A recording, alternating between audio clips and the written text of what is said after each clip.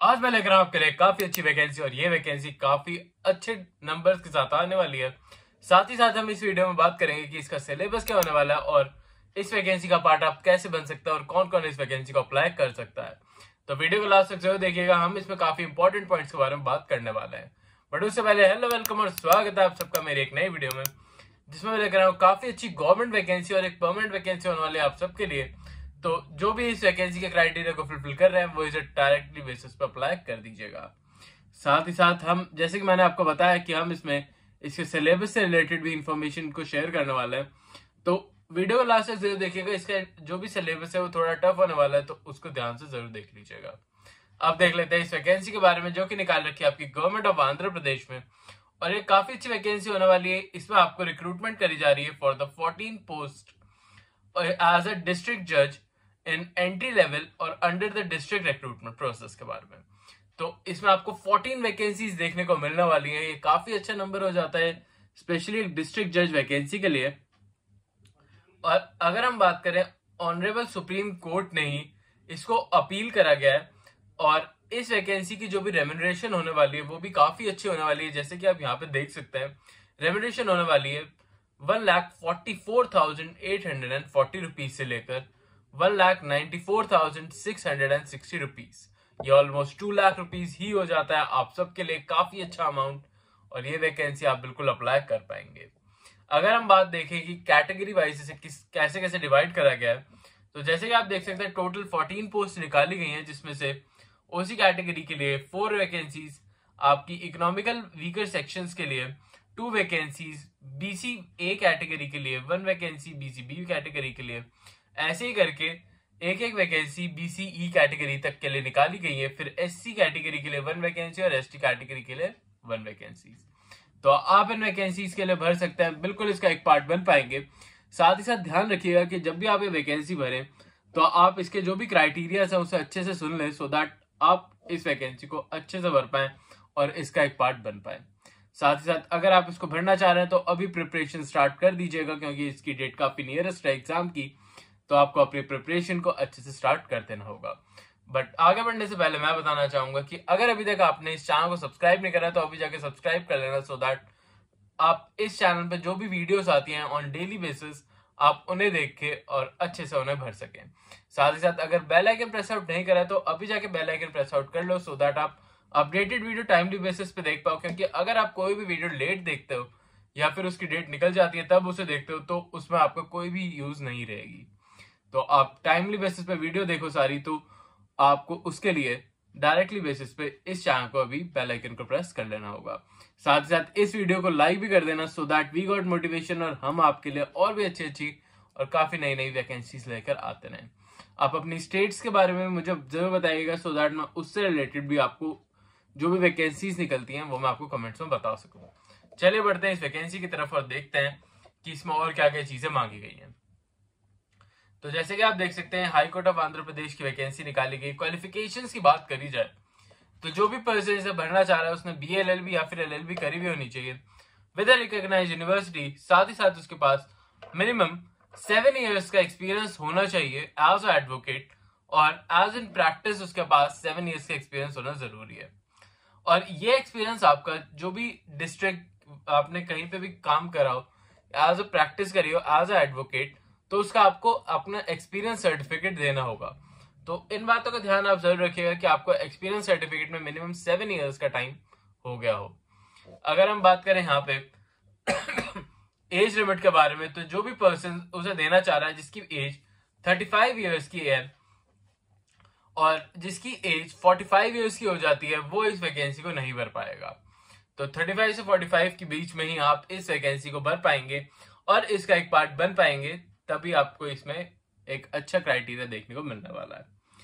अब हम बात करें यहाँ पे, तो यहाँ पे देख रखा है कि अपर एज लिमिट भी दे रखी है यहाँ पे, और साथ ही साथ एज रिलैक्सेशन भी दे रखा है। अगर एज रिलैक्सेशन की आगे जाके कोई बात होती है तो मैं आपको जरूर बताता हूँ।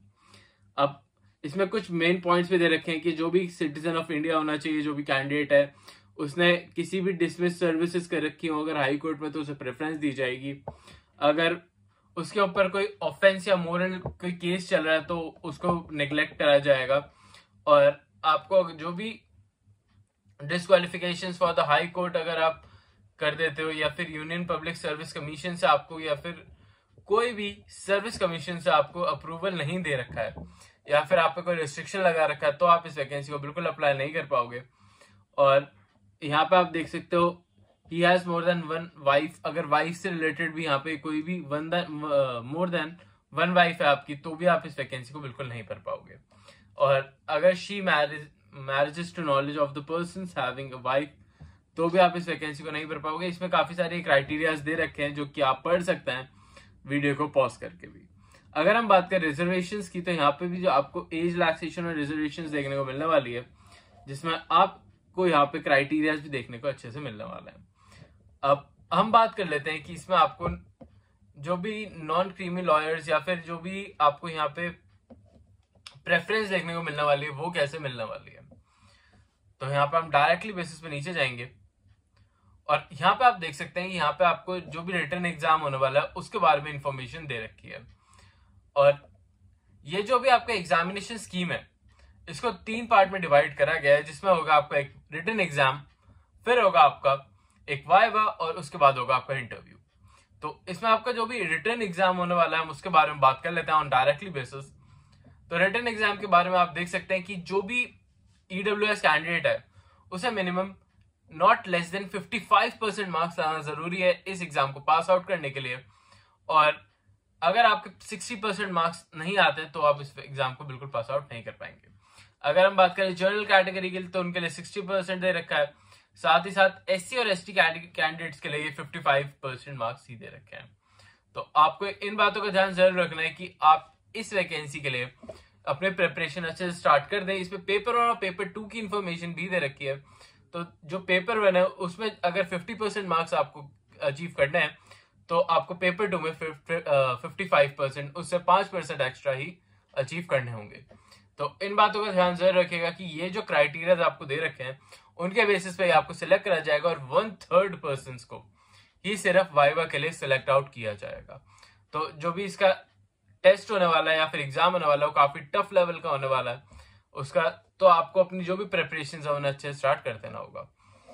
अब हम इसके सिलेबस से रिलेटेड कुछ इन्फॉर्मेशन के बारे में बात करेंगे, बट उससे पहले मैं आपको कुछ वाइवा से रिलेटेड इन्फॉर्मेशन दे दूं। तो वाइवा आपका 50 मार्क्स का होने वाला है और उसके बाद मेरिट लिस्ट में आपका 1/3 जैसे कि मैंने आपको बताया उनमें से आपको सिलेक्ट आउट किया जाएगा फॉर द इंटरव्यू और डायरेक्टली बेसिस पे आपका इंटरव्यू करा के आपको रख लिया जाएगा।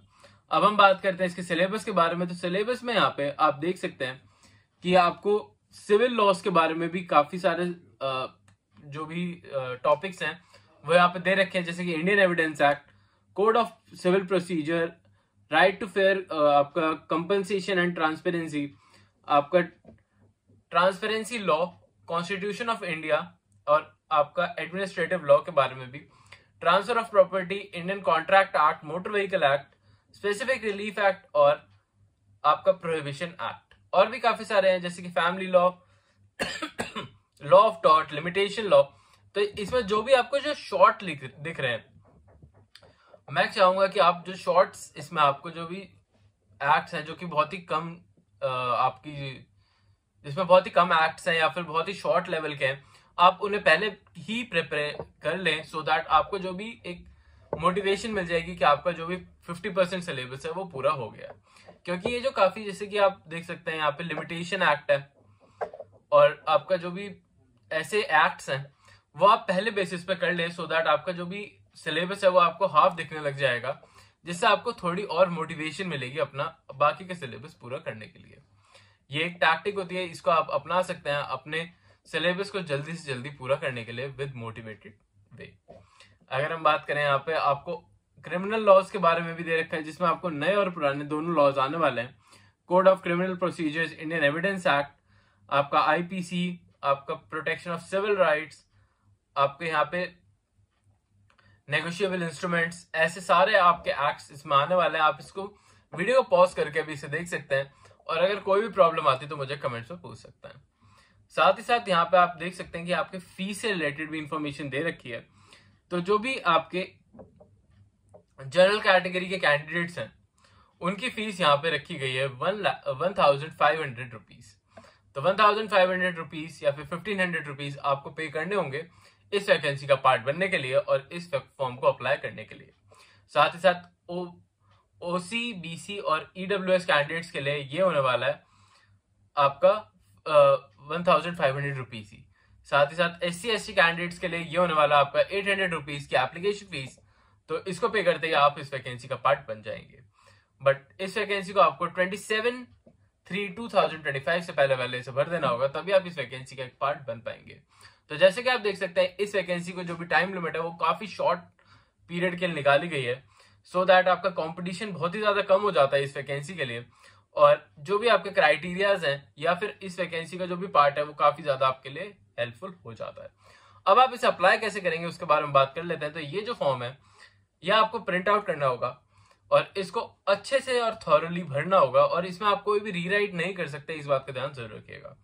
इसको जब भी आप फॉर्म फिल आउट कर लेंगे इसमें काफी सारी इन्फॉर्मेशन आपको भरनी होगी जिसको आपको डायरेक्टली बेसिस पे अच्छे से भरना होगा। अगर आपको स्टिल कोई प्रॉब्लम आती है तो मुझे कमेंट्स में जरूर बताइएगा, तो मैं आपके लिए एक सेपरेट वीडियो बना दूंगा इससे रिलेटेड।